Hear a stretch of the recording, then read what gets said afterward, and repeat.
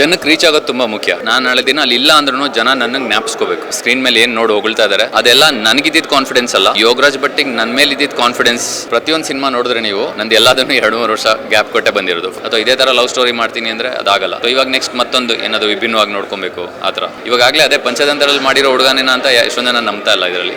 ರಕ್ಷಿತ್ ಅವ್ರು ಎಷ್ಟೊಂದು ಸಲ ನೋಡಿದ್ದಾರೆ, ಅಂದರೂ ಮತ್ತೆ ಎಂಜಾಯ್ ಮಾಡ್ತಿದ್ದಾರೆ. ರಕ್ಷಿತ್ ಶೆಟ್ಟಿ ಸಿನಿಮಾ ಮಾಡ್ತಾರೆ ಅಂತಂದಾಗ ಅವ್ರು ಮಾಡುವಂತಹ ಸಿನಿಮಾ ತುಂಬ ವ್ಯಾಲ್ಯೂಬಲ್ ಆದಂಥ ಸಿನಿಮಾ. ಮೇಲಾಗಿ ಸಿನಿಮಾ ಡೈಮೆನ್ಷನ್ನ ಮೀರಿ ಎಲ್ರಿಗೂ ಇಷ್ಟ ಆಗುವಂಥ ಸಿನಿಮಾಗಳನ್ನು ಅವರ ಪ್ರೊಡಕ್ಷನ್ ಹೌಸಲ್ಲಿ ಮಾಡ್ತಾ ಬಂದಿದ್ದಾರೆ. ಇವತ್ತು ಬಿಡುಗಡೆ ಆದಂತಹ ಇಬ್ಬನಿ ತಬ್ಬಿದ ಇಳಿಯಲಿ ಸಿನಿಮಾ ತುಂಬ ಮೈಲ್ಡ್ ಫೀಲ್ ಕೊಡ್ತಾ ಇದೆ, ಜನರಿಗೆ ಇಷ್ಟ ಆಗಿದೆ. ವಿಹಾನ್ ನಾನು ಕೇಳ್ತೀನಿ, ಅಂದುಕೊಂಡಂತಹ ಪ್ರಾಜೆಕ್ಟು, ಅಂದುಕೊಂಡಂತಹ ಕತೆ, ಅಂದುಕೊಂಡಂತಹ ಪಾತ್ರ ತೆರೆ ಮೇಲೆ ನೋಡಿದಾಗ ಆಗುವಂತಹ ಸಂಭ್ರಮ ಡಬಲ್. ಅದು ಒಬ್ಬ ನಟನಿಗೆ ಒಂದು ಗುರು ಫುಲ್ಫಿಲ್ ಆಗಿದೆ, ಒಂದು ಎರಡನೇದು ಜನಕ್ಕೆ ರೀಚ್ ಆಗಿದೆ ಅಂತ. ಇದಕ್ಕೆ ನಿಮ್ಮ ರಿಯಾಕ್ಷನ್? ಜನಕ್ಕೆ ರೀಚ್ ಆಗೋದು ತುಂಬ ಮುಖ್ಯ.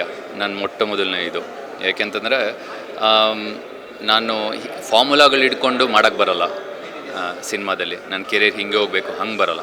ನನಗೆ ಈ ಕೆಲಸ ಸಿಕ್ಕಿದೆ, ಓಕೆ ಫಿಲ್ಮ್ ಇಂಡಸ್ಟ್ರಿಲಿ ನಾನು ತೊಗೊಂಡಿದ್ದಾರೆ, ಸೊ ಈ ಕೆಲಸ ಸಿಕ್ಕಿದೆ. ಈ ಕೆಲಸದಲ್ಲಿ ನಾನು ನಾಳೆ ದಿನ ಅಲ್ಲಿ ಇಲ್ಲ ಅಂದ್ರೂ ಜನ ನನಗೆ ಜ್ಞಾಪಿಸ್ಕೋಬೇಕು.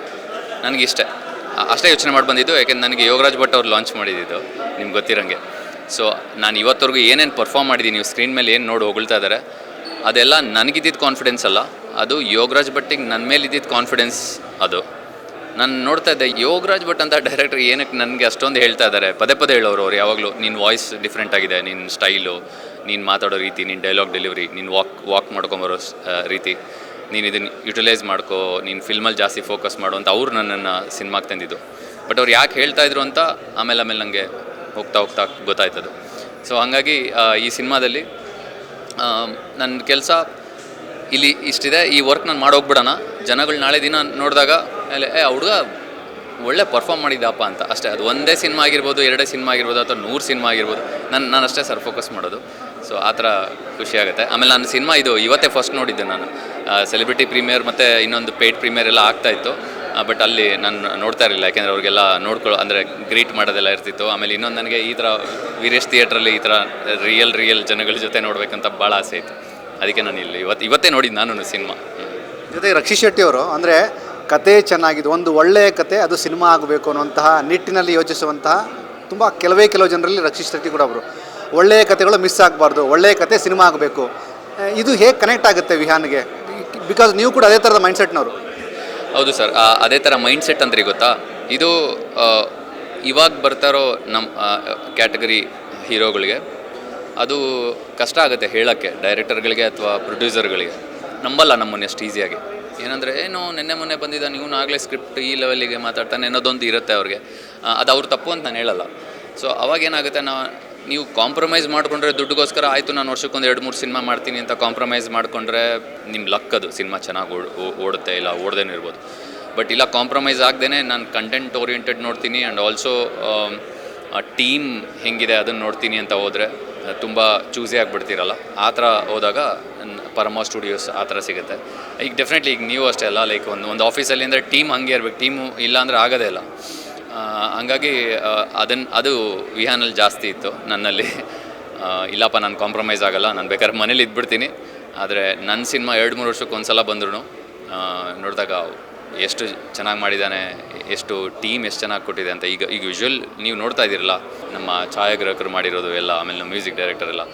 ಸೊ ಅದ್ರಲ್ಲಿ ನಾನು ಭಾಗಿಯಾಗಿದ್ದೀನಿ ಅಷ್ಟೇ. ಸೊ ಖುಷಿ ಆಗುತ್ತೆ ಈ ಥರ ಫಿಲ್ಮ್ ನಾನು ಚೂಸ್ ಮಾಡಿದೆ ಅಂತ.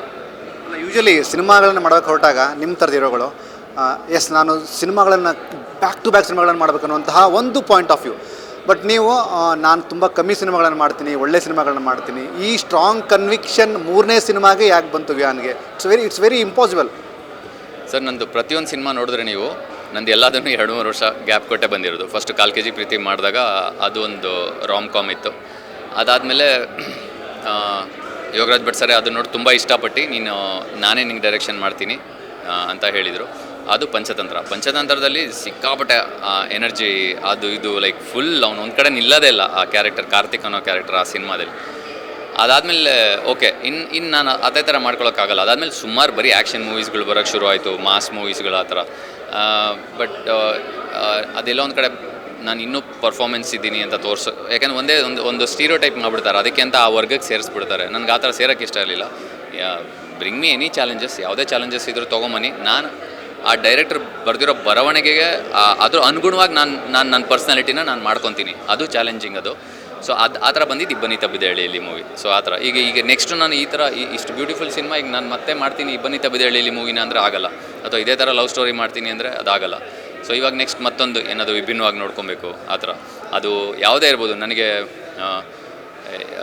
ನೀವು ಪಂಚತಂತ್ರ ನೋಡಿದ್ರೆ ಅದ್ರಲ್ಲಿ ನಾನು ಮೆಕ್ಯಾನಿಕ್ ರೋಲ್ ಮಾಡಿದ್ದೀನಿ. ಮೆಕ್ಯಾನಿಕ್ ಅವರು ಹೆಂಗಿದ್ದಿರ್ತಾರೆ ಇಲ್ಲಿ ಟ್ಯಾಟೋ, ಕೆಲವು ಹುಡುಗರು ಅಂದರೆ 19% ಟ್ಯಾಟೋ ಹಾಕ್ಸ್ಕೊಳ್ಳೋದು, ಕೂದಲೆಲ್ಲ ಸ್ವಲ್ಪ ಇದು, ಆಮೇಲೆ ಸ್ಲೀವ್ಲೆಸ್ ಬನಿಯಾನ್ ಇದು, ಆಮೇಲೆ ಏನೋ ಸ್ಟೈಲ್ ಮಾಡೋದೆಲ್ಲ ಮಾಡ್ತೀರಾ ಆ ಥರ ಒಂದು ವರ್ಗದ್ದು. ಇವಾಗ ನೆಕ್ಸ್ಟು ಈಗ ರೀಸೆಂಟಾಗಿ ಒಂದು ಬಂದಿತ್ತು ಕೂಲಿ ಲೇಬರ್ ಕೆಲಸದ್ದು. ಆ ಸ್ಕ್ರಿಪ್ಟ್ ನಂಗೆ ತುಂಬ ಇಷ್ಟ ಆಗಿದೆ.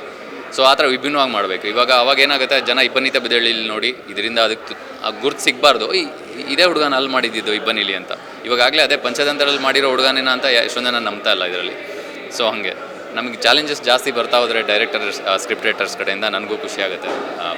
ಜೊತೆಗೆ ಇಬ್ಬನಿ ತಬ್ಬಿದ ಎಳೆಯಲ್ಲಿ ಸಿನಿಮಾದ ಪಾತ್ರ ನಿಮ್ಮನ್ನು ಕಾಡೋದಕ್ಕಿಂತಲೂ ನಿಮ್ಮನ್ನು ಕಾಡಿದ್ದು ಬಹುಶಃ ಕತೆ ಅನಿಸುತ್ತೆ. ಆ ಕಥೆಯ ಟ್ರಾವೆಲಿಂಗ್ ನಿಮ್ಮನ್ನು ತುಂಬ ಕಾಡ್ದು ಅನಿಸುತ್ತೆ. ಇದು ಒಬ್ಬ ಆಡಿಯನ್ಸ್ ಆಗಿ ನೀವು ಕನೆಕ್ಟ್ ಆಗೋದಕ್ಕೆ ಒಂದಷ್ಟು ಸ್ಟ್ರಾಂಗ್ ಎಲಿಮೆಂಟ್ಸ್ಗಳು ಇರ್ತವೆ. ಏನೆಲ್ಲ ಎಲಿಮೆಂಟ್ಸ್ಗಳು ನೀವು ಕಂಡ್ರಿ? ಸ್ಟ್ರಾಂಗಾಗಿ ಕನೆಕ್ಟ್ ಆಗೋ ಎಲಿಮೆಂಟ್ಸು ನಾನು ಡೆಫಿನೆಟ್ಲಿ ನೀವು ಹೇಳಿದ್ದು ಕರೆಕ್ಟ್. ನಾನು ಆಡಿಯನ್ಸಾಗೆ ಕನೆಕ್ಟ್ ಆಗಿದ್ದು, ರೈಟಿಂಗಿಗೆ ಕನೆಕ್ಟ್ ಆಗಿದ್ದು ನಾನು. ಅದು ಓದ್ತಿದ್ದಂಗೆ ನನಗೆ ಹೀರೋ ಆಗಬೇಕು ಅಂತ ಹಂಗೆ ಅನಿಸಿದ್ದಲ್ಲ ಅದು. ಯಾಕೆಂದರೆ ಹೀರೋ ಆಗಲೇ ಯೋಗರಾಜ್ ಭಟ್ ಲಾಂಚ್ ಮಾಡಿದರು. ನನಗೆ ಅನಿಸಿದೆ ಈ ಸಿನಿಮಾಗೆ ನಾನು ಒಂದು ಭಾಗ ಆಗಿ ಸೇರಬೇಕಂತ ಇತ್ತು. ಯಾಕೆಂದರೆ ಅಷ್ಟು ಬ್ಯೂಟಿಫುಲ್ಲಾಗಿ ಬರೆದಿದ್ರು ಚಂದ್ರಜಿತ್ ಬೆಳ್ಳಿಯಪ್ಪ ಅವರು. ಆಮೇಲೆ ನಾನು ಅವ್ರ ಹತ್ರ ಡಿಸ್ಕಸ್ ಮಾಡಿರೋದು ಇವತ್ತವರೆಗೂ ಒಂದೇ, ಸಿದ್ಧಾರ್ಥ ಅನ್ನೋ ಕ್ಯಾರೆಕ್ಟರ್ ಎಲ್ಲಿ ಯಾವ ಜಾಗದಲ್ಲಿ ಜನಗಳಿಗೆ ಅಳಿಸ್ಬೇಕು, ಯಾವ ಜಾಗದಲ್ಲಿ ಅವ್ರಿಗೆ ಅದೊಂದು ಸ್ವೀಟ್ ಪೇಯ್ನ್ ಕೊಡಬೇಕು, ಆಮೇಲೆ ಎಲ್ಲಿ ನಗ್ನಾಗ್ತಾ ಮಾತಾಡಬೇಕಲ್ಲ ಲೋಕೆ, ಅದೆಲ್ಲ ಅದನ್ನು ತುಂಬ ಡಿಸ್ಕಸ್ ಮಾಡ್ತಾಯಿದ್ದೆ. ಈ ಥರದ್ದೊಂದು ತಯಾರಿನೇ ಜಾಸ್ತಿ ಇರಬೇಕಾದ್ರೆ ನೀವು ಅದನ್ನು ಆಡಿಯನ್ಸ್ ಆಗಿ ಓದಿ ನೋಡಿದಾಗ ತುಂಬ ಖುಷಿಯಾಗುತ್ತೆ. ಎಲ್ಲರದ್ದು ಡಿಫ್ರೆಂಟ್ ಶೇಡ್ಸ್ ಆಗಲಿ, ನಮ್ಮದೆಲ್ಲ ನೀವು ನೋಡೋದ್ರಲ್ಲ ಶೇಡ್ಸ್ ಎಲ್ಲ ಎಷ್ಟು ಡಿಫ್ರೆನ್ಸ್ ಇದೆ. ನಾನೇ ನೋಡಬೇಕಾದ್ರೆ ನನಗೆ ನಾವು ಅದು ಅಂತ ಅನಿಸಲ್ಲ. ಯಾಕೆಂದರೆ ಅಷ್ಟು ಕಥೆಯಲ್ಲಿ ಮುಳುಗಿದ್ವಿ ನಾವು.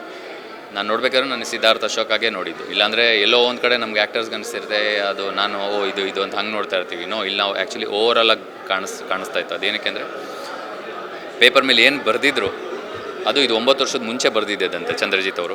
ಅದೇನು ಬರೆದಿದ್ರು ಹಾಗೆ ಸ್ಕ್ರೀನ್ ಮೇಲೆ ಇಳಿಸಿದ್ದಾರೆ. ಸೊ ನಮಗೂ ನೋಡಿ ಸ್ವಲ್ಪ ಮೆಸ್ಮರೈಸ್ ಆಯಿತು. ಆಮೇಲೆ ಅದನ್ನು ಧೈರ್ಯ ಮಾಡಿ ಅದನ್ನು ಪ್ರೊಡ್ಯೂಸ್ ಮಾಡಿದ್ದಾರೆ ನಮ್ಮ ರಕ್ಷಿತ್ ಶೆಟ್ಟಿ ಅವರು ಮತ್ತು GS ಗುಪ್ತಾ ಅವರು. ಸೊ ನಾನು ಯಾವಾಗಲೂ ಅವ್ರಿಗೆ ಐ ಆಮ್ ಗ್ರೇಟ್ಫುಲ್. ಆಮೇಲೆ ನನಗೆ ಯೋಗರಾಜ್ ಭಟ್ ಅವ್ರಿಗೂ obviously I am very grateful. ಇವಾಗ ರಕ್ಷಿತ್ ಅವರು. ಸೊ ನೋಡೋಣ ಇನ್ನು ಮುಂದೆ ಯಾರು ನನ್ನ ಪೊಟೆನ್ಷಿಯಲ್ ಗುರುತಿಸಿ ಇನ್ನೂ ಇದೇ ಥರ ಸಿನಿಮಾ ಮಾಡ್ತಾರೆ ಅಂತ. ಮೇಲಾಗಿ ಡೆಫಿನೆಟ್ಲಿ ರೈಟರ್ಸ್ಗಳು ನನ್ನನ್ನು ಚೂಸ್ ಮಾಡಬೇಕು ಫಸ್ಟ್, ಆಮೇಲೆ ಬಂದು ಪ್ರೊಡ್ಯೂಸರ್. ಒಂದು ಫೈನಲ್ ಪ್ರಶ್ನೆ, ಸಿನಿಮಾ ನೋಡುವಾಗ ರಕ್ಷಿತ್ ಅವರ ರಿಯಾಕ್ಷನ್ನು, ಪಬ್ಲಿಕ್ ರಿಯಾಕ್ಷನನ್ನು ನೀವು ನಿಮ್ಗೆ ಗೊತ್ತಿಲ್ಲದೇನೋ ಅಬ್ಸರ್ವ್ ಮಾಡ್ತಾ ಇರ್ತೀರಾ. ಅವರ ಫೀಲಿಂಗಲ್ಲಿ ಒಂಥರದ್ದೇನೋ ಎಮೋಷನ್ ನೋಡಿರ್ತೀರ.